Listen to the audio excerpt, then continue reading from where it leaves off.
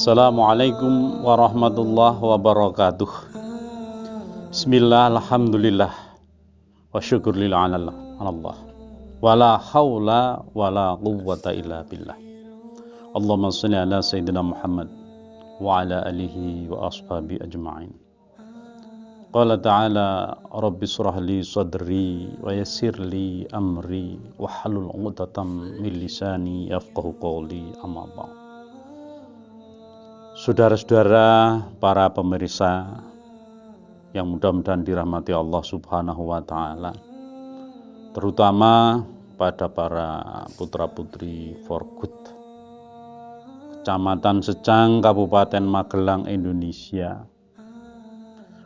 Jumpa lagi dengan saya Hajudan Alwi, yang pada kesempatan ini masih mengakomodir masukan dari para pemirsa, yakni tema bagaimana agar kita tetap jujur. Saudara, jujur merupakan kata yang didambakan setiap orang. Dirinya juga ingin jujur, apalagi orang lain juga diinginkan untuk bisa jujur. Namun kadang keadaan dan keinginan membuat seseorang bisa menyimpang. Kondisi bisa membuat seseorang berperilaku jujur, begitu juga sebaliknya. Seseorang yang lingkungan kerjanya kondusif, pimpinannya amanah, maka sangat mungkin seluruh karyawannya dan pola kerjanya menjadi jujur.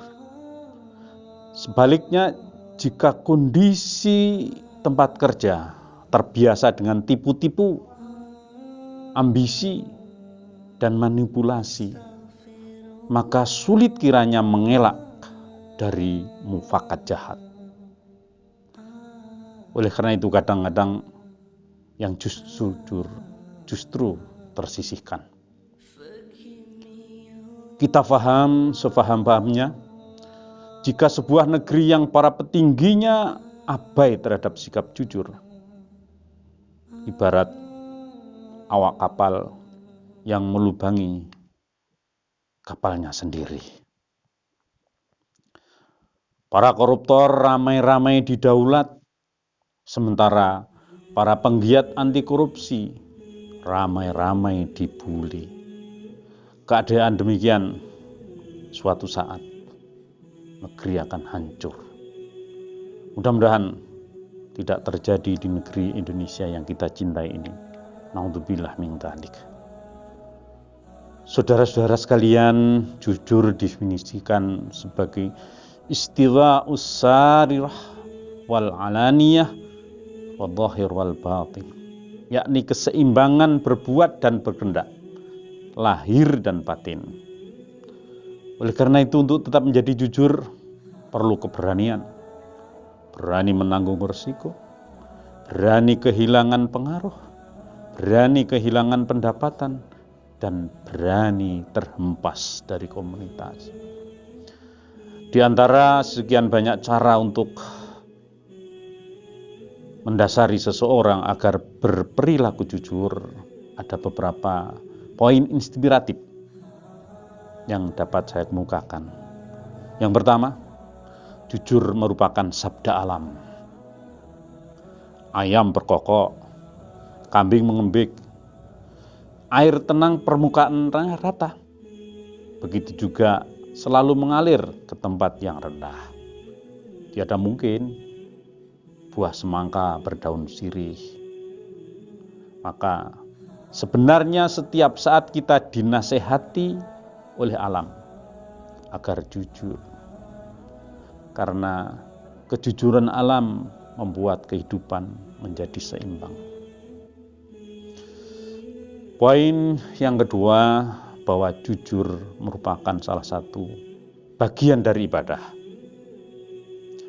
Saudara-saudara sekalian, keberanian untuk jujur yang diniati dengan ibadah akan memotivasi dan membesarkan hati agar kita tetap pada posisi mempertahankan sikap yang jujur, karena itu menjadi bagian dari ibadah.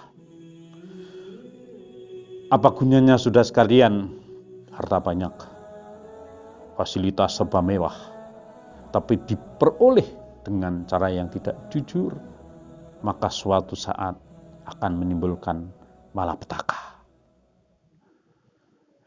Oleh karena itu jamaah yang berbahagia, kita sadar bahwa kehidupan kita tidak berhenti di dunia, tapi sejatinya berlanjut sampai akhirat kelak. Maka bekal yang paling tepat adalah ibadah untuk kemaslahatan dunia dan untuk bekal di akhirat kelak. Beruntunglah orang yang dalam hidupnya selalu memperhatikan, mengamalkan ibadah, sehingga tabungan amalnya makin hari makin berlipat-lipat. Rasulullah SAW memberikan nasihat dalam hadis yang diriwayatkan Ibnu Mas'ud. Inna sidqa yahdi ilal bir, wa innal birra yahdi ilal jannah. Jujur itu mendorong seseorang untuk beramal kebaikan. Dan amal kebaikan menunjukkan jalan menuju surga. Maka orang yang jujur berarti menempuh jalan menuju surga. Oleh karena itu, berusahalah tetap bertahan untuk jujur. Poin yang ketiga, saudara-saudara sekalian, dengan jujur hidup menjadi aman dan nyaman. Kita bisa melihat kehidupan yang sering ditayangkan di televisi, kehidupan para petinggi pejabat yang fasilitasnya luar biasa, mewah, hartanya melimpah ruah. Tetapi ketika diketahui bahwa itu hasil korupsi, maka rumah yang begitu mahal, mobil-mobil puluhan yang begitu banyak, dan fasilitas lain ternyata tidak berarti apa-apa. Karena sang koruptor tidak diizinkan tinggal di rumah, menggunakan fasilitas, dan yang lebih menyakitkan, tidak bisa berkumpul dengan keluarga karena berada di balik jeruji. Itulah akibat dari ketidakjujuran. Saudara sekalian, sementara kita bisa ikut berdamai ketika melihat, mencermati seorang pegawai biasa, gajinya pas-pasan, tetapi menjunjung tinggi kejujuran, sehingga makanan yang dimakan menimbulkan barokah. Hidupnya menjadi tentram, tenang, tidak pernah tergoyahkan oleh apapun. Maka orang yang jujur adalah modal dari kenyamanan. Untuk apa lagi hidup kalau bukan untuk mencari hidup yang aman, tentram, damai, sejahtera, bahagia. Saudara-saudara sekalian, yang keempat adalah melatih sejak dari kecil untuk bersikap jujur. Kadang-kadang orang tua atas nama kesopanan rela untuk tidak jujur. Tatkala seorang anak akan minta makanan yang disajikan di meja kepada tamu, ibunya mengatakan, jangan, di belakang ada. Tetapi ketika anaknya ke belakang, ternyata tidak ada makanan. Itu sebuah kebohongan. Pernah ada cerita bahwa di sebuah pesta pernikahan, pemilik rumah menawari pada seorang anak, karena pagi-pagi baru datang dari sebuah kota yang agak jauh. Maka tuan rumah menawari pada seorang anak, "Nak, silahkan makan dulu." Sekonyong-konyong ibunya mendekat, "Sudah." Lalu anak yang masih polos itu dengan jujur berkata, "Sudah bagaimana, Bu? Katanya tadi ketika mau berangkat akan jajan di jalan, tetapi kan tidak jadi, artinya belum makan." Kejujuran anak ternyata bisa membuat orang tua naik pitam. Itu tindakan yang tidak tepat. Maka jangan korbankan anak kita dengan menyodori hal-hal yang merupakan fenomena ketidakjujuran. Apakah itu atas nama menjaga perasaan atau atas nama etika dan kesopanan? Karena kesopanan yang tidak berdasar pada kejujuran suatu saat akan menjadi bumerang pada kita sekalian. Di dalam dunia pendidikan di sekolah juga demikian.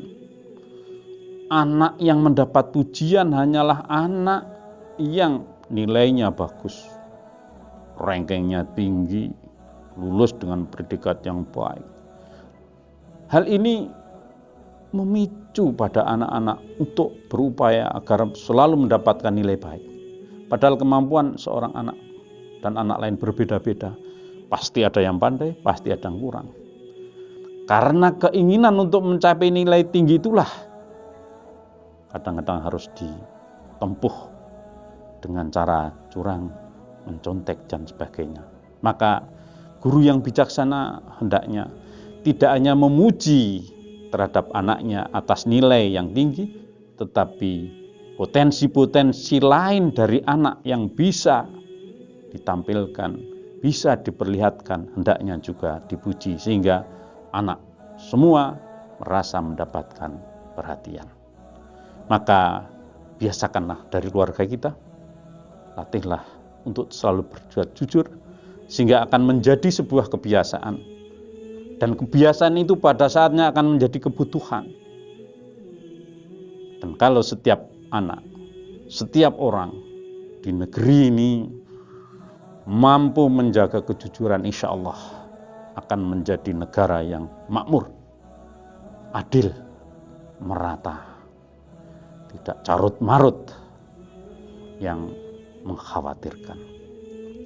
Sebagai penutup, saudara-saudara kalian, mari kita simak firman Allah Subhanahu wa taala dalam surat At-Taubah ayat 119. A'udzu billahi minasyaitonir rajim. Ya ayyuhalladzina amanu taqullaha wa kunu ma'as-shadiqin. Orang-orang yang beriman dan bertakwa kepada Allah, hendaklah bersama orang-orang yang jujur. Saudara, marilah kita bentuk komunitas orang-orang yang jujur dengan cara yang jujur. Insya Allah kejujuran akan menghasilkan kebaikan. Mudah-mudahan bermanfaat. Akhirul kalam. Assalamualaikum warahmatullahi wabarakatuh.